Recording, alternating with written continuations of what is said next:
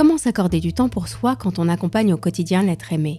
Comment concilier sa vie personnelle, sa carrière professionnelle et son rôle d'aidant quand il faut être présent pour l'autre 7 jours sur 7 et 365 jours par an ? Pour le savoir, je suis allée dans ce nouvel épisode à la rencontre de Thierry. Thierry est devenu proche aidant en rencontrant Fanny il y a 10 ans. Le couple s'est installé ensemble quelques mois après leur rencontre, adaptant jour après jour son quotidien aux contraintes de la maladie de Fanny. Sportif accompli, Thierry a toujours mené de front son rôle d'aidant, d'époux et sa carrière malgré le stress et la fatigue. Sa force, il l'appuie chaque jour dans l'amour qu'il porte à sa femme et dans sa volonté sans faille de s'engager en faveur du handicap. Je suis Emmanuelle Miux, bienvenue dans le 2e épisode d'À chaque instant, un podcast produit par AG2R La Mondiale. Une précision, l'interview de Thierry a été réalisée par téléphone pour respecter les conditions sanitaires.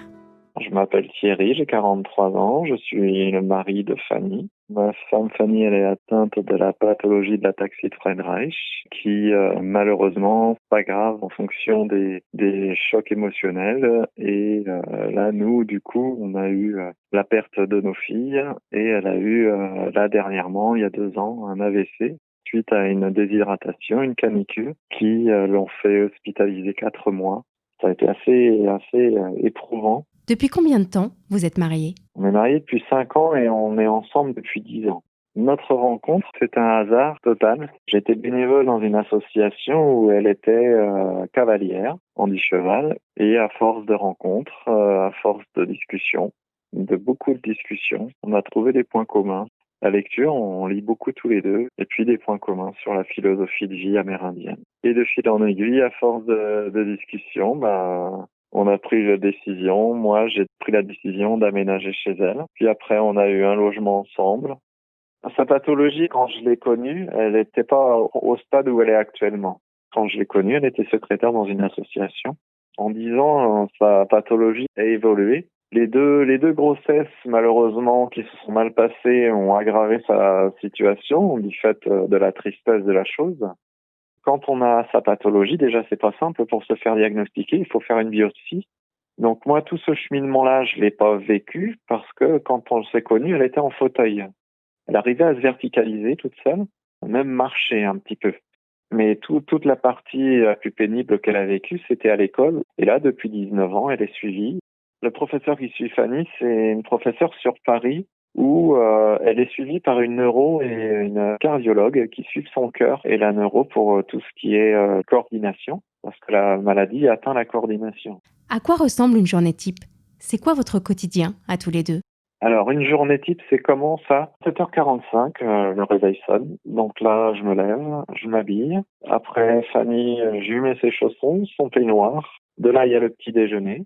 Après, il y a le brossage de dents. Ça, c'est ma partie, tous les matins. Et puis, pendant ce temps-là, moi, je déjeune avec elle, on discute. Je fais la cuisine pour le midi, pour moi. Et puis, moi, je pars, il est 9h. À 9h30, il y a un passage, entre 9h30 et 10h. Il y a un passage qui vient pour l'habiller et puis lui faire sa douche. Après, à midi, il y a une personne qui vient apporter les repas. Il y a une personne qui lui donne à manger parce qu'elle a perdu la notion l'AVC lui a fait perdre la notion des mains, la dextérité. Après, vu qu'elle a besoin d'assistance au niveau digestif et pour ses transferts, il y a une personne qui vient à 2h. Non, ou 1h30. Donc de midi et demi à 1h30, il y a une personne qui vient.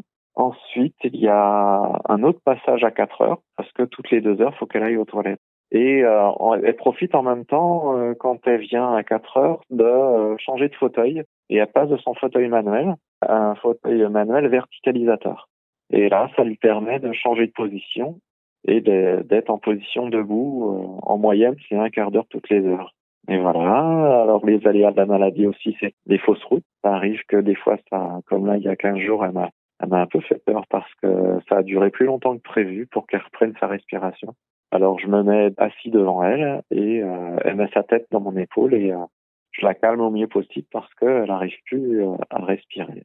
Alors, je rentre à 5h30 et c'est vrai que quand je rentre le soir, la première chose que je fais, je me déshabille, j'enlève ma veste et je m'assois. Et elle me raconte sa journée et moi je raconte la mienne. C'est toujours notre petit rituel pour savoir qu'est-ce qui s'est passé. Comment vous le qualifieriez, votre rôle d'aidant ? Je suis son amoureux. J'ai appris à ne pas aimer le mot aidant parce que le mot aidant, c'est un peu général. Quand on aide une personne, on devrait qualifier ce mot autrement. Quand on est conjoint, quand on est aidant, ça rabaisse la personne aidée derrière. Et on est des êtres humains à part entière. Et c'est de l'amour, c'est la suite de l'amour.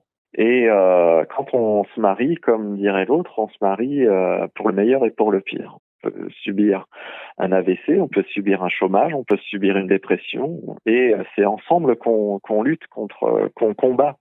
Depuis qu'il a rencontré Fanny, il y a 10 ans, Thierry mène de front son rôle d'aidant et sa carrière professionnelle. Très engagé en faveur du handicap, il a également accepté d'être président du conseil syndical et de s'impliquer au sein de sa commune. Quand il y a eu la première réunion de syndic, ils m'ont proposé d'être président. Est-ce que j'acceptais? J'ai regardé Fanny, j'ai dit oui. On verra, ça durera 5 ans, maintenant ça fait 6 ans. Parce que je me dis, Thierry, on te tend la main une fois, mais le monde du handicap fait tellement peur qu'on va pas te l'attendre 36 fois. Et s'il y a un sujet qui va aborder le handicap, je serai le premier à en parler. Après, à part ça, je fais du sport, j'essaye de faire au mieux. Thierry, lors de nos échanges, vous m'aviez également parlé de votre rôle au sein de votre commune. C'est que j'ai été demandé par l'adjointe au maire de la commune pour me la seconder au niveau du conseil municipal pour le CCAS parce que je suis référent du handicap au niveau de la commune et ça m'apporte une reconnaissance de me dire qu'à force de monter des dossiers, de se prendre des murs, je connais un petit peu. Comment vous faites pour concilier ces différents rôles ? J'en discute avec Fanny. Elle est présidente aussi d'une association sur la commune et on discute et ça demande une organisation, c'est sûr, mais je m'absente rarement plus d'1 heure. Le CCAS, c'est que 3 réunions par an. La réunion du syndic, c'est 2 réunions par an. C'est rien. J'ai arrêté mon temps de bénévolat. Avant, j'étais bénévole à la Banque Alimentaire, au Resto du Cœur, pour justement me consacrer à mon travail parce que c'était ma priorité. Sinon, on peut vite se perdre dans toutes les activités. Et continuer à discuter avec le cercle des aidants de Louis, ça m'apporte énormément. Même si les personnes qui discutent ne sont pas de mon âge, même si elles n'ont pas la même pathologie, mais on a des tuyaux à se refiler. C'est ça qui est bien dans la vie, c'est que on va de l'avant et que il y a des moments de fatigue, on trouve une solution et on trouve un remède. C'est important pour vous de continuer à travailler en parallèle de votre rôle d'aidant ? C'est très important de travailler quand on est aidant. Parce que on a des tempéraments, ma femme et moi, assez des opposés qui s'attirent. On a besoin de notre intimité. Et puis il y a une histoire de se sentir utile aussi. Il y a le côté financier aussi. Les projets que je peux me faire, je serais resté dans le secteur d'activité que j'étais avant, j'aurais pas eu le même salaire que j'ai actuellement. Et mon ancienneté que j'ai depuis 20 ans ne serait pas la même. Tourner en rond chez soi, ça peut être compliqué aussi. On a beau faire du sport, on a beau bouger, mais arrive un moment où on a besoin de faire autre chose. Ça me permet aussi de faire mon répit à moi, à ma façon. Et pourquoi je fais du sport aussi, c'est pour les transferts dans les jacuzzis, dans les piscines.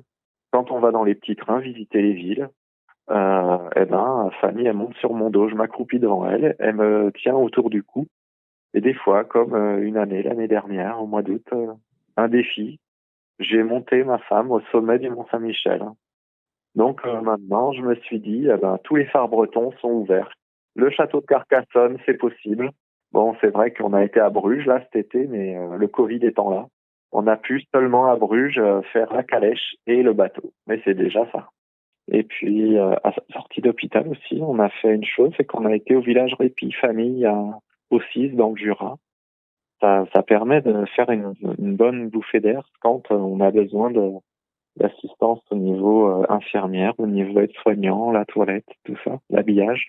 Et c'est important d'avoir des infirmières aussi, parce que ils sont en lien avec un hôpital à côté. Elle fait des activités.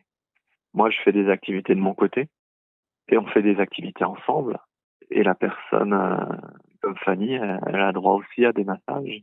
Les activités, les singos, la joëlette. Enfin bon, il y a tout plein d'activités. Et les personnes, elles sont là elles sont là pour nous.